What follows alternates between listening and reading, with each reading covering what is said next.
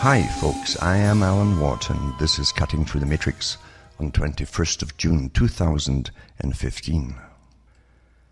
As many of you know who followed me since the 90s, I've talked so much about the various controls and manipulations worked out to put upon society in such a way that the public are unaware that it even happens to them.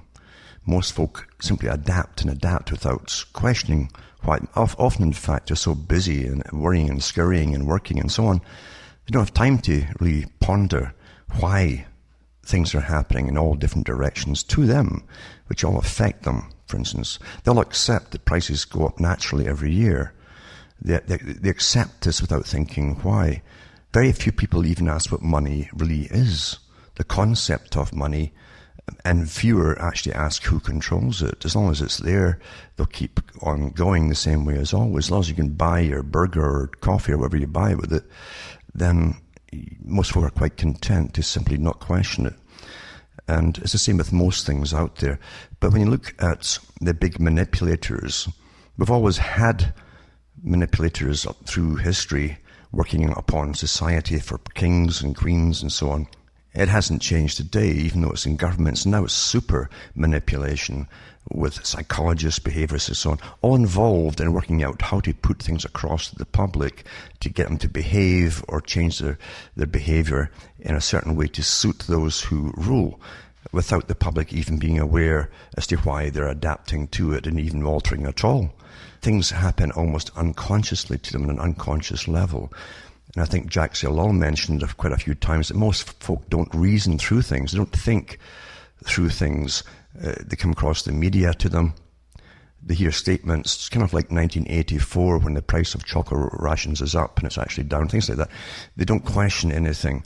They simply get these little factoids dished out by the authorities. And the media it really is part of the authority structure. Why would you question it? Why would they be lying to you? Why would they even be conning you? But that's the last thing most folk think about, because it's there when they grow up. It's there from as long as they can remember, from their earliest years. Their parents never question it, and they adapt and basically accept the same way of looking at life in general as their parents do. Plus, they're too busy running, scurrying, and trying to get the carrots that's offered to them if they just work hard enough and so on. That's very simple. But those, once in a while, you get big manipulators who understood the techniques of controlling people without the people being even aware that their behavior was being modified, done through the ages. And you find that in the writings of Francis Bacon, for instance, with the various writings he wrote for the king on how to control the masses and use them and so on, and never let them know why things were happening, etc. You find it with Machiavelli, of course, who basically wrote his own resumes, you could say, and would give them to different kings and queens on being an advisor, a top advisor to royalty. Today it's a much more perfected art even than that, and that was pretty perfected back then. And we have the occasional ones that pop out. Most of them don't pop out. They don't want the big guys at the top who really understand how to manipulate society. They don't want them writing their books. And so they're so well paid that that's their reward for doing their manipulations behind the scenes. Once in a while you'll get one popping out who's got a tremendous ego and can't help themselves. And you find that, for instance, Edward Bernays, wrote his various books on propaganda and techniques of manipulating the masses because he worked for quite a few presidents in the US.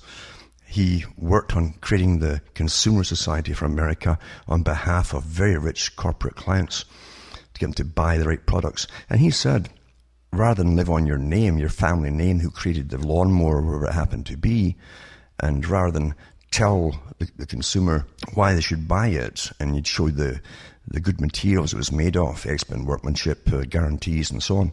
That's how people used to be. But once they brought in big shareholders into family businesses, now you've got hundreds, maybe sometimes thousands of shareholders who want a profit every year from your company. So you make things cheaper and cheaper, and they overcome any sales drop. They actually get more sales by advertising in a different fashion. They sell a dream, like cars. They show you a car on a lonely road. Well, good luck to you if you can find one. And that's how the technique is today. But Bernays was a master. He already obviously knew. He didn't pick it up as he went along. He obviously knew and was trained from a very early age, probably from childhood, for his role in society. And he knew how to manipulate the masses. He knew the masses of people, the consumers and so on, and voters, didn't think too deeply on things. They accepted others' opinions, experts' opinions. And so the experts are simply created for you to follow. And they spout what they're told to spout by their bosses, and experts do have bosses, by the way. And everything is politicized, even science. So don't ever think that science is purely out there to find things for knowledge, and truth for knowledge, and so on. It doesn't happen that way. Everyone's got a funder, a sponsor, and so on in those fields. But Bernays said, as I say, there's many ways to manipulate the masses. He said, rather than create a good product, or even change a product that you sell, to make it a good product that the masses are going to like, he said, change society to suit your product. And he went a lot further than that, of course. You can say something so simply, but you don't understand that if that man was to give you a lecture on it and how to do it, it would have been a very complex and intricate lecture indeed, taking in different facets of society and humanity and psychology and so on. And government uses this all the time on people. How will people react if we put this thing forward, or a bill forward, or whatever? And they have it worked down with incredible statistics today, pretty accurate too. How many folk will object? Why would they object? They break all down their different objections. And would it really matter? Were they a minority? Would the majority accept it, etc., etc.? Today, in fact, they don't even bother telling you in some country like Canada about what's really happening to your future. They don't tell you. The big corporations work with government because they put the politicians in, and government passes trade laws and things like that without even really making a deal out of it on the media at all. Most Canadians don't even know about the Trans-Pacific Partnership, free trade deal, or anything else. Even though, in fact, they didn't really know about the NAFTA deal, most of them, to be honest with you. And when the jobs went to Mexico and elsewhere and blah, blah, they even though on the shelves in the same year, everything getting sold was from China, they didn't question it. They kind of go through a dreamlike state, most of the folk, in their lives daily, on a daily basis, without questioning things. They do expect, like Brzezinski said, to be told by the media what to be concerned about. If the media doesn't tell you, they won't be concerned. If the media tells you to worry about some Nigerian girls getting kidnapped for prostitution, and sure enough, they'll prattle on with the mainstream news, and they're all talking about it the next day. That's what Brzezinski said. Give them the topics to talk about, and that's what they prattle about next day. That's society, and folk don't question it. Now, Bernays also talked about if you want to go into an area or a US state, for instance, you had to understand the psychology of the people who colonized that state, a little bit their history, and so on, religions even, the mentality that comes from religions, and so on, how to put things across to people in that area. But he said, rather than go door to door trying to sell something, look for existing organizations. And in the US, it's perfect, really, because you have so many religious organizations, or remnants. I call them remnants because most of them are as worldly as everybody else today, but there's still more religious organizations out there. He says, go for the top people. Bring them on board with your product, give them a good bit of money for their church or themselves or whatever it happens to be, and the people will follow the leader as the leader starts to advise them on certain things that they should do or whatever, or even buy. And that brings me on to this particular topic today. And to preface that, I'll mention that when George Bush Jr. was as president of the US, he was advised by his cabinet, or the guys around him in the Congress, his advisors, who were all neocons. And you have to understand what a neocon is and why a lot of the wars are on today. But anyway, he was advised to get all the top Christian leaders, the big evangelical types, that have big followings on, and bring them in. And they went to Washington, D.C., they paid their way and the whole thing, flew them in. and wined them and dined them and told them to be on board. And why they were fighting. This was a religious type, that's what he told them. It was a religious type war. They were fighting in the Middle East, and it was basically a sermon that were given by the president and his top advisors as to why they had to get on board and try and get their congregations on board. That was in the mainstream newspapers, in fact, at the time. So again, Bernays' technique, go for leaders. They have masses of followers. The followers will follow unquestionably, generally, and you'll get what you want, basically, out of it. And for war, remember, the first thing you must do is get public support. That's why so much public support is manufactured with propaganda, which is often either untruthful or have very little truth in it, or is a complete lie. It doesn't matter as long as you can get the public opinion on board with it. Now you'll find that top religions across the world today, even the churches in England, the Church of England, and ones in the US, have been brought on board too, because the leaders are brought in again for big talks, they're given sums of cash, etc. And they're preaching environmentalism, etc., etc. And the Protestant churches have been doing that for quite a few years. The Catholic Church has the Pope coming out with an encyclical on the environment, which is completely on board with the radical environmental movement, which is controlled by the elites, the same elite that run the right wing. They run the left wing too, but they use the left wing for these kind of causes and so on to get them through. And the Catholic Church seems to be on board with it now. And this Pope in particular, who has his own history, gone down to Latin America, is Jesuit too. And the Jesuits, of course, let's be honest, folks, you can't, doesn't matter what you belong to, you have to question it. The Jesuits did in the 60s and even in the 70s take part in liberation theology in Latin America. And they worked with the communists there. Some of the priests, the Jesuit priests, went completely radical and took up arms in Latin America too. So you have to question, I question everybody, and I think it's folly for anyone to simply follow a person, and when they get off the topic of their particular theology, then they're talking as another human being as far as I'm concerned, but as a human being with a lot of followers who will often take his point of view too, because he's the head of a particular church. So naturally you couldn't miss that opportunity to push a big movement just to bring you all into austerity in what you call first world countries, and beyond austerity too, by the way. It isn't just austerity, it's the complete open border concept, mass influx immigration, etc., and all the rest of it that brings with it. Now, it's an article here, it's from the Atlantic, and it says, according to the Catholic Church, a number of acts qualify as mortal sins: murder, apostasy, stealing from the poor, etc. But in the eyes of a Vatican official who spoke to Bloomberg News Monday, there's another kind of sin that qualifies as a heinous act when a newspaper leaks a papal encyclical 3 days before it's supposed to come out. For more than a year, Pope Francis and his close advisors, and I'll get into their advisors later, it's awfully important, have been preparing this document called Laudato Si, or Praised Be. The text focuses on environmental stewardship, and in particular the effects of climate change on human life. The themes are directly in keeping with the rest of his papacy. When he was elected to the office, he told journalists he took the name of Francis in honor of St. Francis of Assisi, who stood for the poor and for peace, and was a man who loved and cared for creation.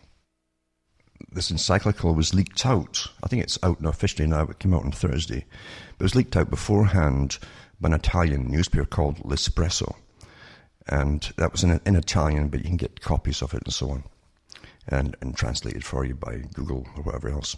But it says here the church officials are calling it a draft initially. But the Vatican has reacted so strongly to the leak because this encyclical is a very big deal within the Catholic world. It's one of the most formal statements a Pope can make about Catholic doctrine, and it's the first of his papacy. And it's his last spring he released another piece of writing on the topic of poverty, but it was slightly less formal document called an apostolic exhortation. Francis chose a theme that's long been a focus for pontiffs, and they go through to some other ones who mentioned it so many times. It says, but says this is the first instance in which the environment has been a topic of an encyclical. No pope has ever issued a statement about the environment on this level of document. In the draft version of the document, the Pope makes a strong case that humans are at fault for the degradation of the environment. Now, he's completely tied in with anthropogenic climate change and so on. That's where it's all going. He also goes on to say that numerous scientific studies indicate that the major part of global warming in recent decades is due to the high concentration of greenhouse gas, emitted above all because of human activity. Now, as you know, he's talking about CO2 and all the rest of it, but basically, the major thing is carbon, basically. And CO2 is a trace gas in the atmosphere. But as his thinking in the environment connects with other major themes of his papacy, including care for the poor and importance of human life. In the draft, he writes that the heaviest impacts of climate change, here we go again, global warming turned to climate change, will probably fall in the coming decades on developing countries. Many poor people live in areas particularly affected by phenomena related to heating, and their livelihoods strongly depend on natural reserves and so-called ecosystem services such as agriculture, fisheries, and forestry. Now, you better think about this, because when all this comes in and you have austerity taxes called basically carbon taxes, energy taxes, and so on, and you live in Canada where you're frozen for a good half of the year sometimes, especially where I am, if you want to end up paying fines or fees, basically, just call it what you want, on what you're using for fuel to keep yourself alive, then it's going to be disastrous. It's disastrous, absolutely, for the people. But it's all planned that way too. They want to get you out of the rural areas and the north and so on, and then further south into the big overcrowded cities that already exist. It says what this encyclical is not is a love letter to Greenpeace. Although France is embracing the idea of environmental stewardship, he's doing so as a Catholic theologian, not a liberal activist. So that's the excuse he's put on top of it. But the fact is, you see, there's no consensus. They always say there's consensus in science about global warming and CO2. There isn't. It's only the ones who are paid to be on the different panels, and their paycheck is to push all this stuff. If basically they were honest about it and say, well, there's no consensus, folk would stop, the big corporations and the governments would stop funding them and giving them their paychecks, they'd be out of a job. Everything is politicized. Everything is politicized. And it's a big, big agenda to bring in a controlled society under this guise. It's going to affect every part of your life, even the way you think and what you talk about, the topics you talk about, etc., from birth to death. I'm not kidding you here. Anyway, they go back and forth with people in the US and senators and so on who say that the Pope ought to stay with his job and we'll stay with ours, etc. Says Rick Santorum, a Catholic former U.S. senator and presidential candidate, advised the Pope to leave science to the scientists and focus on what we're good at, which is theology and morality. And says what it's not is a love letter to Greenpeace, etc. Says, but in fact, the topic of the encyclical is squarely in the Pope's wheelhouse. Francis links his call for environmental stewardship to the book of Genesis. Well, you can go into the Bible, and which is full of contradictions, and you can get whatever you want at the time. It's like lawyers today in general law, or even altering the Constitution in the US. You bring them in all the time to reinterpret what it means to suit the cause that you're pushing at the moment. It says that human beings destroy the biological diversity in God's creation, that human beings compromise the integrity of the earth and contribute to climate change, stripping the earth of its natural forests or destroying its wetlands, that human beings pollute the water, soil, air. All these are sins, he writes. So you better believe he's completely on board with the radical agenda. Again, like Bernays said, get the guy at the top. The rest will follow. It says, although American Catholics are a sizable group, they've got nothing on the whole of Francis's church. There are 1.2 billion Roman Catholics in the world, and nearly 40% of them live in South America, not North America. Sub-Saharan Africa is another area of rapid growth for the church, and demographers expect the number of Christians in the region to double by 2050 to nearly 1.1 billion. Although some of those will be Protestants. Actually, I think, what is a Protestant today? Mainly in the States and some of the wealthier areas, it's all middle-class people. And it's like a social club where they have something in common, which is a vague following of something. I mean, very vague for most of them, because they watch TV, lots of them watch porn, and it's like a social club for them, really. They don't follow the teachings at all. Anyways, it's considering that Latin America and Africa are Francis's two biggest constituencies. It's no wonder that the environment is a point of pressing concern for the global church. But that's just one article on it. There's another one here too, and it says Pope Francis will this week call for changes in lifestyles and energy consumption. So it ties into this one cause. You're at fault. And the big agendas to get put through, which is massive taxation on what they call the wealthier countries, etc., to change their way of living and their behavior and everything else, by the way. I mean, behavior on everything. But it says it wants to avert the unprecedented destruction of the ecosystem before the end of the century, according to the leaked draft of the Papal Encyclical. Francis also called for a new global political authority tasked with tackling the reduction of pollution and development of poor countries and regions. And he's also called for world government. So is the last Pope too, by the way, called for world government. His appeal echoed that of his predecessor, Pope Benedict, who in 2009 encyclical proposed a kind of super UN to deal with the world's economic problems and injustices. The old agenda, which is still pushed at the very top today, world government run by faceless bureaucrats who are paid and put in, along with their politicians, if they have any of them at all, by the richest folk on the planet. That you'll never even hear their names, most of them. According to the lengthy draft, which was obtained and published by Espresso magazine, the Argentinian Pope will align himself with the environmental movement and its objectives, while accepting there may be some natural causes of global warming. I guess they don't think the sun causes it. The Pope will also state that climate change is mostly a man-made problem. And it says here, it says humanity is called to take note of the need for changes in lifestyles and changes in methods of production and consumption to combat this warming, or at least the human causes that produce and accentuate it. He wrote in the draft, numerous scientific studies indicate the greater part of the global warming in recent decades is due to the great concentration of greenhouse gases given off above all because of human activity. Now remember, greenhouse gases too, a lot of it's just water in the air. It's water moisture in the air. And if you get any heating at all in the summer, that's why it gets more humid, for instance. And that's part of the greenhouse gas as well. But again, the sun's got nothing to do with anything, blah, blah.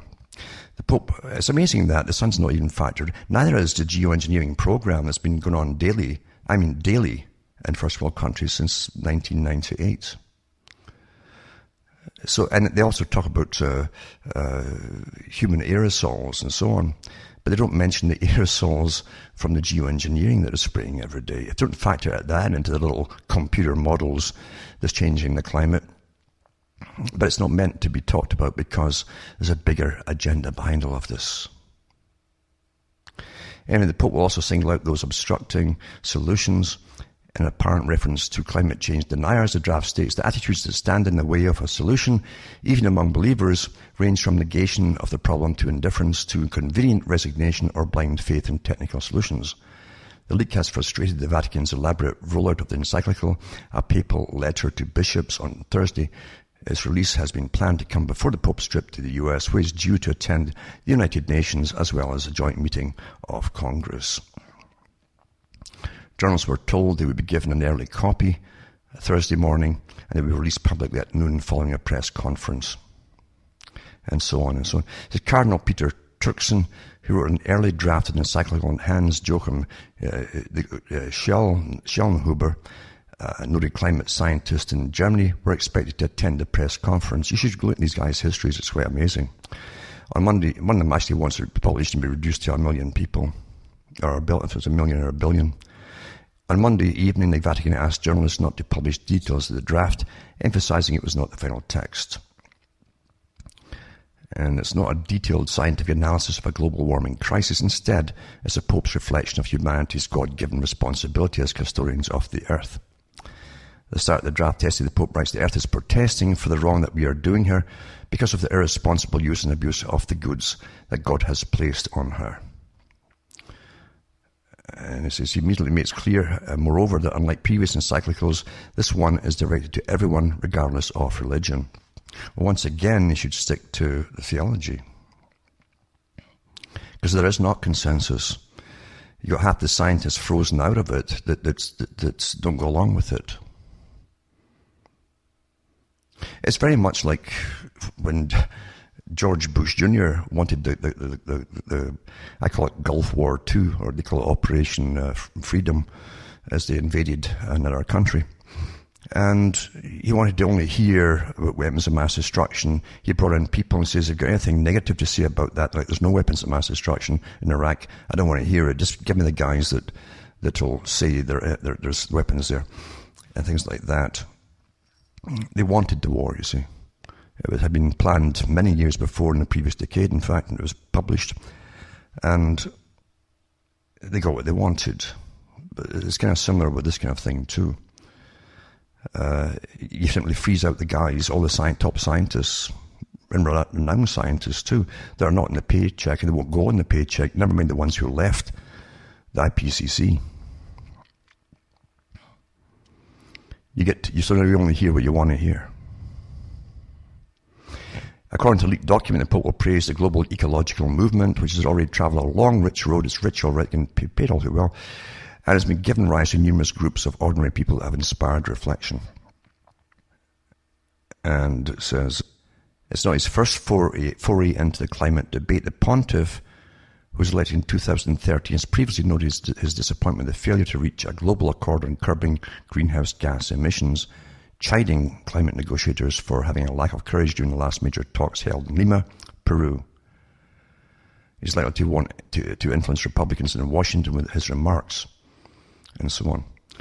The encyclical will make for awkward reading among some Catholic Republicans, including John Boehner, the Republican Speaker of the House. While many Republicans have praised the Pope, it will not be unprecedented for them to make a public break with the Pontiff on the issue of global warming. And it's just incredible to see a awfully well-planned propaganda spiel. The whole environmental movement's all getting paid at the top, at least their leaders do, by the big foundations. You get paid massively by the big foundations, these so-called charitable organizations and social activist foundations, to push all this stuff. And who owns the foundations? The top corporate leaders and bankers of the planet. And also Lord Monckton, for those who know who he is, who's attending a lot of these environmental meetings and the top world meetings too on it, who's against all this global warming stuff, at least for the reasons they're all given. It says Monckton has held positions with the British press and in government and so on. And it says, Lord Monckton told the BNS co-host Breitbart News Executive Chairman Stephen K. Bannon and the Editor-in-Chief Alexander Marlow that, judging by Hillary Clinton's relaunch speech on Saturday in New York, he doesn't expect her to give much attention to climate change in her 2016 presidential run. The topic of climate change is beginning to smell like a kipper, as a smoked fish, of course, that went bad behind the radiator and has been there too long, Monckton jabbed. I don't think they're going to play this very big. Obama's done it because everything else he's touched has failed. No, it's much, much bigger than that. There's a massive agenda to change society for total control, as I say, from birth to death, in a new type of economy, a new type of why you're even here, what your function is for the state or the world state. Monckton believes the Obama administration is spending vast amounts of money on trashing their own economy by driving every steelworks and aluminum works overseas, by not allowing the development of the XL pipeline, interfering with fracking and establishing a war on coal. He contends that all of this has had catastrophic effects on the jobs of the very people that would be foolishly voting for Hillary Clinton in 2016. And it says, Monckton explained that if one looks at the book of Genesis, because this is what Pope Francis is on about, with dominion over the earth comes responsibility, and heroes of the church like St. Francis of Assisi etc., etc. It's always been part of the established Catholic social teachings, nothing new in any of that. But what happened was a communist managed to get control of the Pontifical Academies of Science and Social Sciences, and that communist was Bishop Marcelo Sanchez Sorondo. He says, according to Monckton, Sorondo is an out-and-out Marxist who declared that climate change was useful to Marxism. But remember, I know by studying an awful lot, the Marxism was funded and set up and controlled by the same one group. There's three groups. The one at the top of the pyramid that controls either side, you see, of the triangle, I should say. Monckton said that Sorondo could care less whether climate change is true or not. He ignored information of the Vatican's most influential scientists, demonstrating that global warming was more theoretical than empirical. Francis, who was brought up in the communist tradition of liberation theology in Latin America, encourages Sorondo. Previous popes like John Paul II and Benedict believed you had to let skeptics have their say. Pope Francis, Monckton argues, let Sorondo dominate his head exclusively. Monckton further explained that Francis is influenced by extremist Professor John Schnellhuber, founding director of the Potsdam Institute for Climate Impact Research. It's a massive institute, basically, completely funded by the big boys to get this agenda through. So everything they're going to say is going to be that humans are bad, humans are bad, humans are bad. And that's who is advised. That's one of the advisors to the Pope, but so is that other ones I've mentioned before, the other top ones from the US as well. Anyway, it says this particular Schnellhuber, who said in 2009 at a climate conference in Copenhagen that if we let global warming continue, 6 billion of the 7 people on Earth will be killed by it. Now, they want to get rid of us anyway. Monckton said that Schnellhuber, it's actually Schellenhuber, it's spelled wrongly here, will be standing by the side of the Pope Francis when he announced the encyclical next week. The influence that this guy may have had over the papal letters worries Monckton. The fact that he will be there next to the Pope suggested Monckton that Francis is thanking him for having written the climate portion of the encyclical. That's another one. And this article goes on about it. There's quite a few I'm putting up tonight because it's interesting. You can't get a whole story unless you piece them all together. You understand? That's what most things today. This article says Pope's encyclical could have a huge weight on climate change talks. And it says here that he's another big player who's the other main advisor. I mentioned him quite a few times over the last month or so. We look to Pope Francis as a great moral leader for all humanity, all people here from every walk of life and every religion. His encyclical will make a huge difference.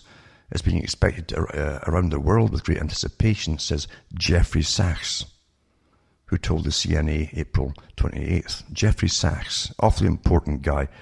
He's one of the main managers of hundreds and hundreds of organizations, and he's also well-funded and incredibly well-funded, an economist who's now into the environmental stuff too, and again, anthropogenic global warming stuff. He's one of the main connectors of different organizations. He keeps it all on track.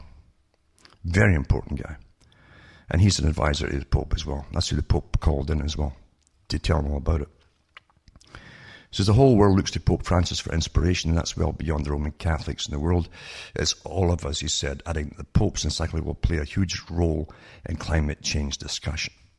Then they go on to tell you just a little bit about Sachs. I don't want to retell you all about him, but Sachs is the director of the Earth Institute at Columbia University and a special advisor to the United Nations Secretary General Ban Ki-moon, who was present in Rome for a one-day summit on climate change and sustainable development hosted by the Pontifical Academy for the Sciences.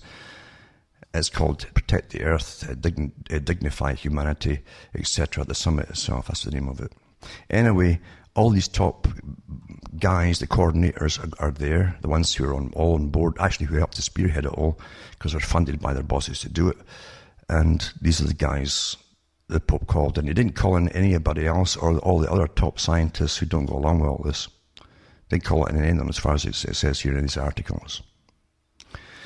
But it says here, for Sachs, who's also a member of the Pontifical Academy for the Sciences, he's into everything, this guy, The context of sustainable development in the encyclical is very helpful in creating a holistic framework that builds economic, social, and environmental awareness of the need to take care of the world in which we live.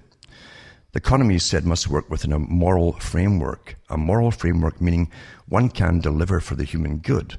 Well, if they made decent stuff that wasn't designed to bust and cost a fortune on spare parts, if it wanted to last at all, yeah, you could say that. But the corporations that are all for this and all on board with this have a different agenda. And believe you me, you have no idea what it's going to be until it's really all put in place through law.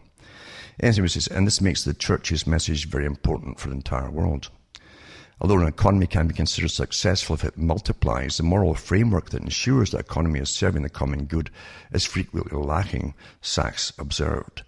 UN Secretary General Ban Ki-moon also weighed in on the topic during a press briefing after he delivered the keynote speech for the summit. Referring to climate change as a defining issue of our times, Ban Ki-moon said that the Pope's encyclical will come at a critical point in discussion on the topic. Well, that's not coincidence.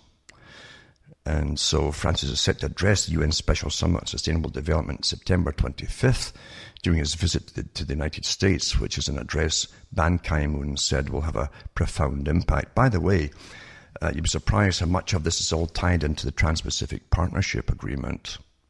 As I said, only, I think, 5 of the 29 chapters in it deals with trade.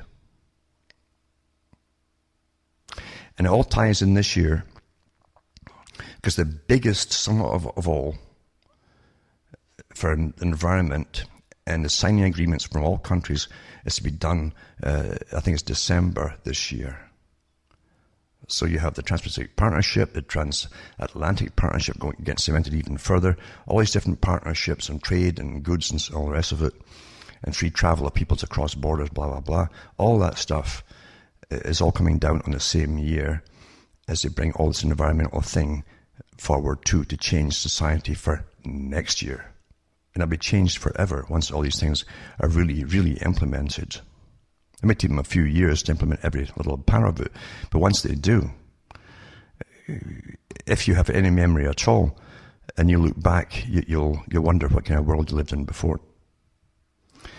This is in a private meeting with the Pope Francis, ahead of the summit. UN Secretary General said he told the Pope he's looking forward to his encyclical as soon as possible. And he counts on his moral voice and moral leadership, and so on and so on. It says, if a proper ethical foundation is lacking from the policies and their implementation, then humanity itself will lack the courage and moral substance to carry out even simplest proposals, the Cardinal continued.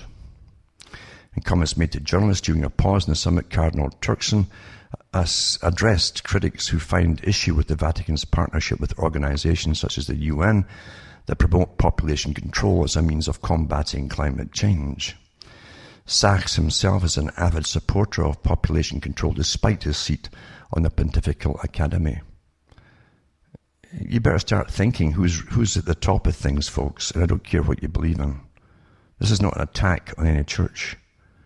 Getting back to Bernays, don't try to convince all the people. You can't convince them all, but they will follow a leader. Get the leader.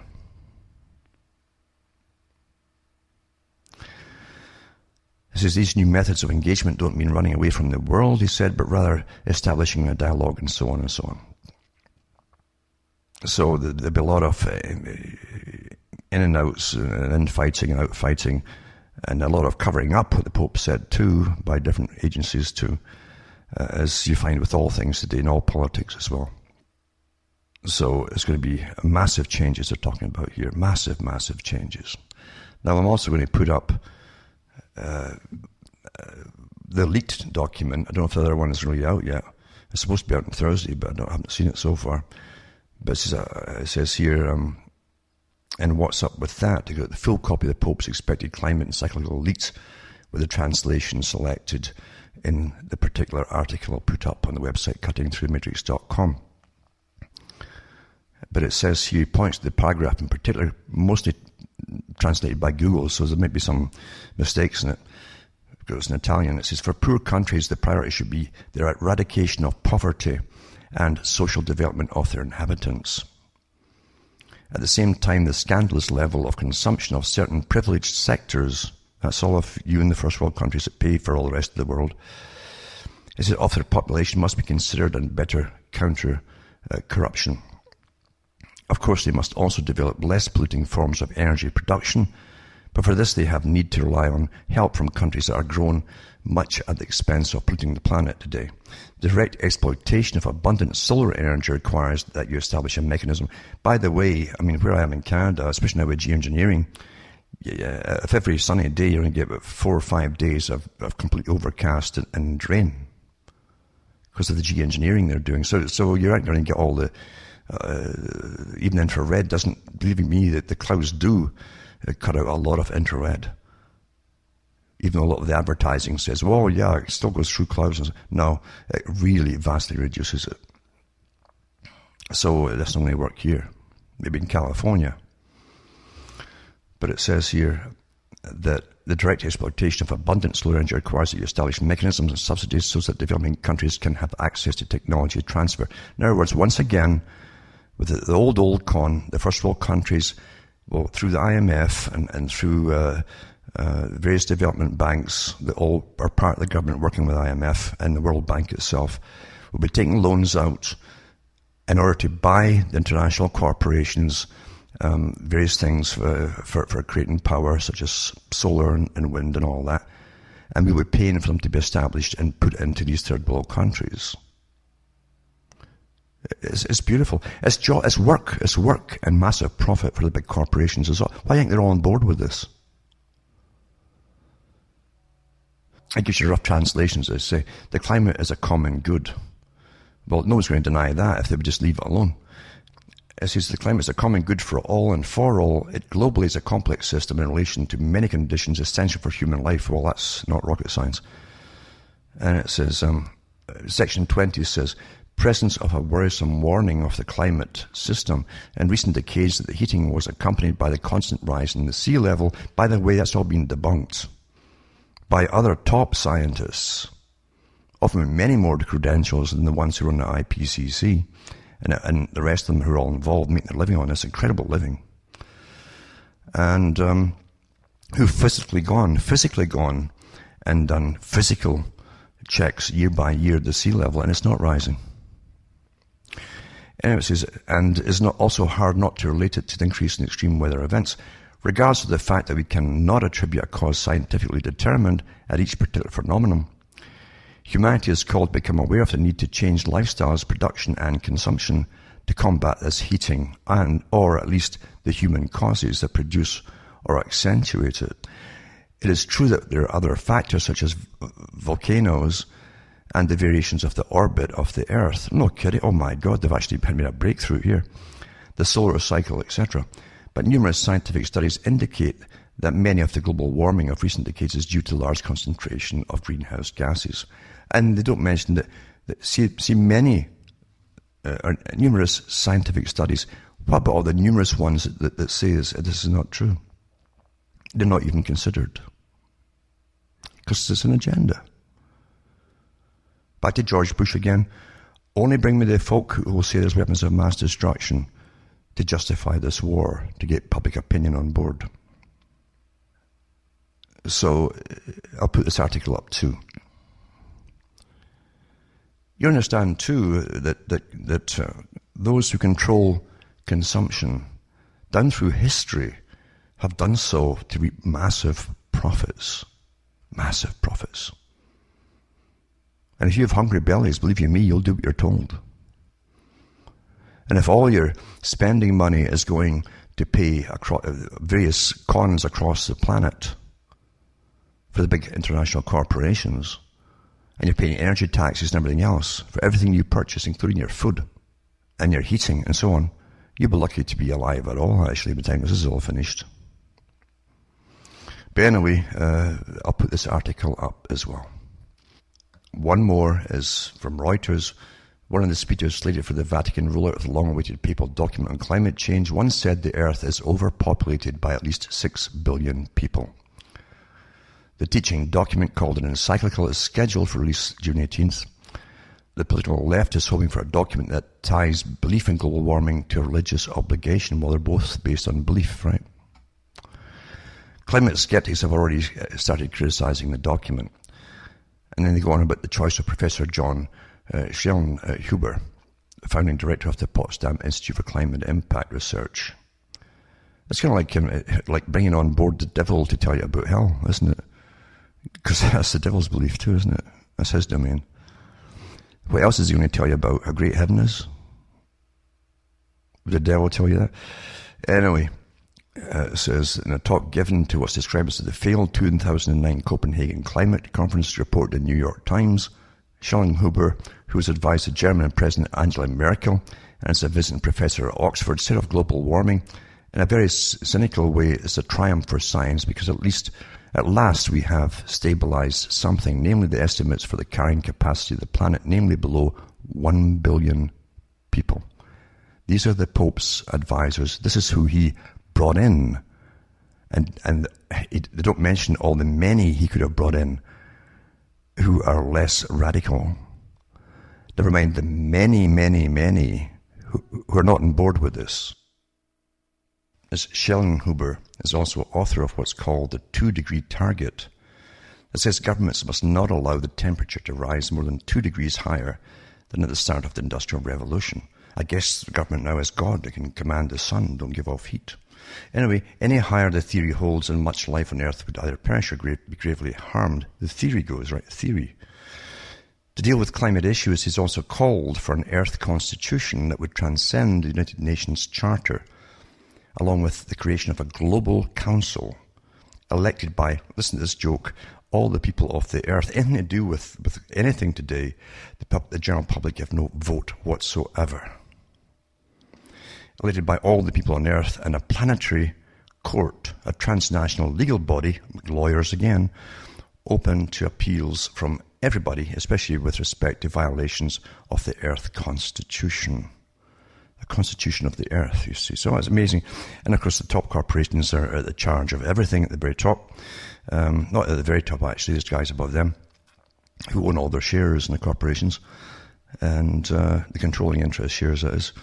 And that's how it really all works in this system today.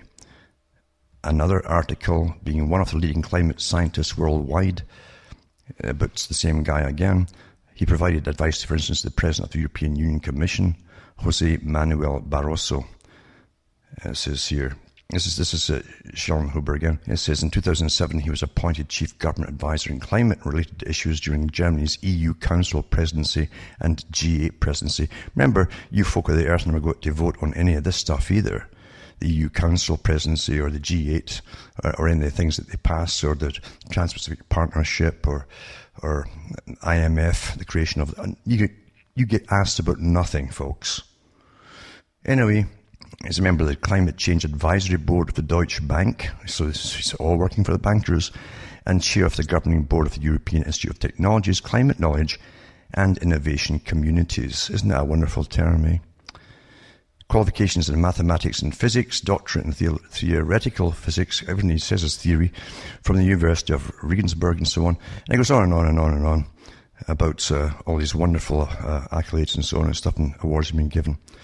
So he's a big, again, coordinator for the masses, and his job is to run all the thousands of organizations and coordinate them all into the same direction.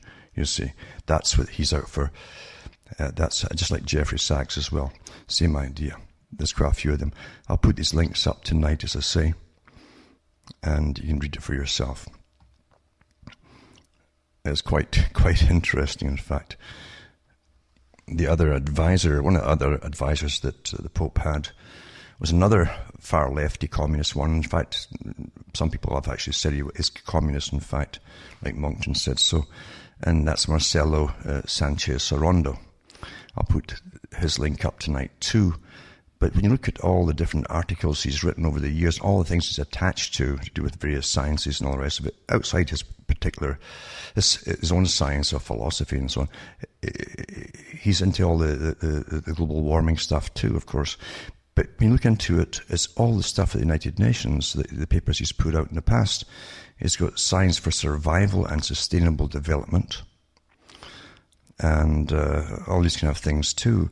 A social dimension of globalization, science and the future of mankind, and on and on it goes. It's just amazing. Globalization, ethical and institutional concerns, globalization and humanity, the new approach on ethics of sciences, and the challenger of sciences, and stacks on more on globalization.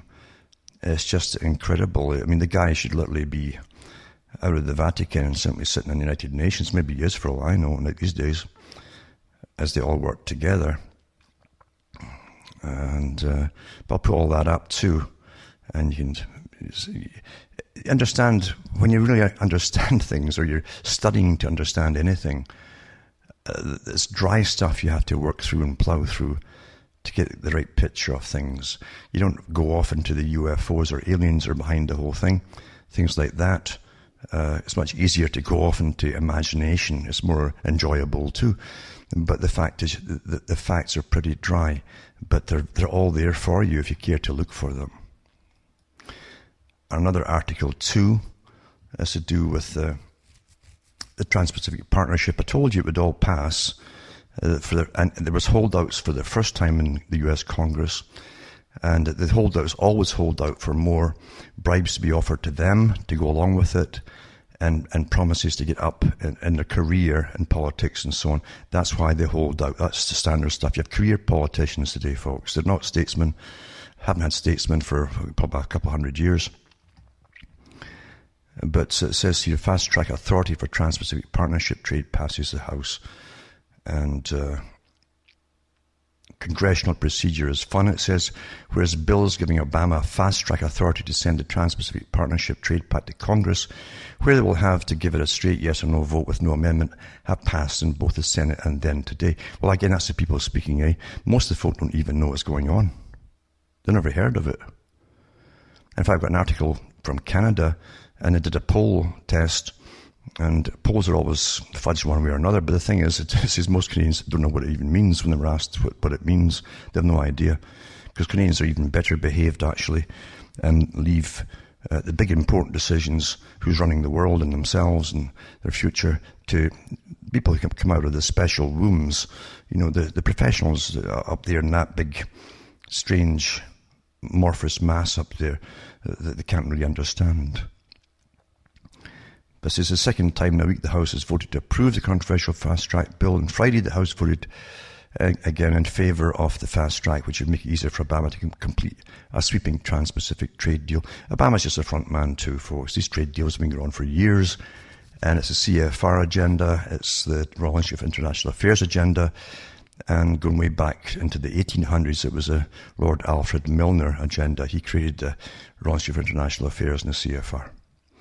It's never changed. And it says here, this article here quotes some other articles from The Hill, for instance, the US The Hill and politics, to tell you what's going on. And it's quite interesting to see what they say about it. But again, too, it's a done deal. It was a done deal before you ever heard the term Trans-Pacific Partnership. It was a done deal. It doesn't just come up over a matter of weeks and get worked out on the spot. These things take years to prepare and work on. But this article here about the Trans-Pacific Partnership is from Brian Doherty. He's a senior editor at Reason magazine and author of Ron Paul's Revolution, the man and the movement he inspired. But for this guy who's connected somehow with Ron Paul, he says himself, I remain absolutely agnostic on the value of the TPP itself, as it's still mostly secret amongst other reasons, and a back and forth believer that fast track might ensure that anything resulting in trade deal will be better than it would be if Congress got to mess around with it. And he says, I remain a 100% believer that rather than highly negotiated and lengthy and complicated trade pacts, we should just make it easier and cheaper all on our own to allow American citizens to buy goods and services from whoever we want over the globe, no matter what their governments choose to do to make their citizens' lives harder. Well, it's getting harder and harder because of the free trade deals to start with. And I have heard Ron Paul in the past say that he was all for globalization too. So, you know, you take your heroes are all supplied to you. I don't take heroes, and I don't care who is presented. whether it's religion or anything else, presented to the public, as I say, be careful of who you're following, because you're generally led down the garden path. You're following the way you're supposed to follow, because your masters have predicted that you would by the way you've been trained, rather than just allowing you to think for yourselves. But as I say, we have no say whatsoever in what really happens, and votes that are passed are done by those in the government, not by the will of the people. That's what they mean when they say, oh, the people of the world voted for this. No, we don't vote for that. Politicians do, and they obey the masters who put them in, and it's not the general public, as you well know. Another deal that just got ratified there, and again, Canadians know nothing about it, is to do with the Canada-China Investment Treaty. It comes into force October the 1st, 2 years after they signed the deal that most Canadians don't even know happened. But it says Ottawa confirms it's ratified a foreign investment treaty with China more than 2 years after the controversial agreement was signed, as the CBC News first reported Friday. It cements investment to provide for the protection and the confidence of Canadian investors. So the big investors are okay. And it says as they need to expand, grow and succeed abroad. And then it says agreement with China signed 2012 initially provides a framework for legal obligations and rights that would enhance foreign investment, mainly into Canada actually. But anyway, it says here the National Democratic Party, who has left a few steps, left marks, issued a statement saying the agreement will give China's state-controlled companies the same protection. This is true. Remember, China is still technically a communistly run country with a Politburo who runs the country. State-controlled companies of China given the same protection under the law as, say, private Canadian companies. This is, in effect, it will give China access to and control over some of Canada's natural resources, that's land and everything, for the next 31 years. This is NDP trade critic Don Davis put forward a motion in the House of Commons April 22nd, 2013, calling the government not to ratify the agreement, and the motion was defeated. So that's it. Everything that happens on a big scale is done without the public's consent. Mind you, you would need a dictionary of all the terms used such as the APEC summit and things like that. For most folk to even know what they're talking about, FIPA and all of these things. You need a dictionary now for the general public to understand if you're even going to have a discussion with them, where you could open the darn thing up and say, read that and read that and read that and read that. Because otherwise you have no idea of the massive superstructure that's above what you think of as your national governments. And you can't really keep up with all of it, naturally. But we're all affected by all these agreements that are done by private corporations abroad, etc., international corporations, who also put your politicians into office by giving them the cash to run in the first place. And also the media, which is definitely an arm of government, tells the public what you think about anything if they mention these big things at all. Generally, they don't bother mentioning them anymore. They don't want you involved. They don't want you to even know about it. Just go and play like little children, because it's too complex for you to understand. You're too simple. And if you do that, then we'll all get along just famously. That's the technique that's used today. We're distracted with stuff that don't really affect our lives at all, and it's sad. Now remember, folks, you can help keep me going by getting the books and discs advertised at cuttingthroughthematrix.com. And you can donate as well for all the thousands of talks that are up there for free, if you want to. And you can also pay by PayPal, personal check, money order, Western Union, or even send cash. It's all the same. And that helps me tick over. So sorry for this hurried yap session I've had tonight, but I've been awfully busy. So from Hamish myself from Ontario, Canada, where at night it's going down in temperature-wise because of global warming to about 8 degrees above freezing. It's good night to me. Your God or your gods go with you.